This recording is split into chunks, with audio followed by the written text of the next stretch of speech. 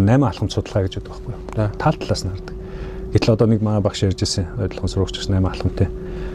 Нэг дампны өөрөө буулгагчийн жолооч одоо жишээ нь нэлээд одоо хөнгөн шингэн те одоо үг сонсдгоо ч юм уу нэг тиймэрхүү явж байгаад дампа онгоцтой.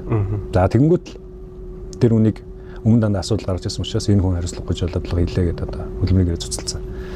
За тэгсэн чинь дараа яг тэр газар нь нөгөө дамп унсан газар нь дахиад нэг дамп унсан. Тэгэхдээ маш туршлагатай маш одоо тийм зөвлөмжтэй мундаг хүн унсан байгаа байхгүй. Тэгээд судалгааг ингээд олон талаас нь хараад хийгээд явсан чинь хамгийн сонирхолтой нь тэр машины амортизатор гэлээ тэрнээс болсон.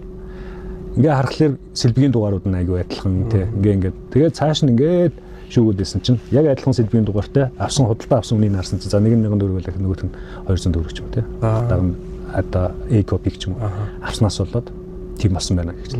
Гэтэл нөгөө зал охирсон байна тий. Тийм ээ. Тэгэхээр одоо бид нар яг гих мэтчлэн юм нэг олон талаас нь харах. Тэгээд яг үндэж гэсэн биш. Хамгийн гол зөвөр энэ бүхнийг базаад хэлэхэд бол ерөөсөө үнэ хөгжүүлэх энэ талаар ерөөсөө тогтмол байнгын үйл ажиллагаа явуулах хэрэгтэй байна гэж хараад.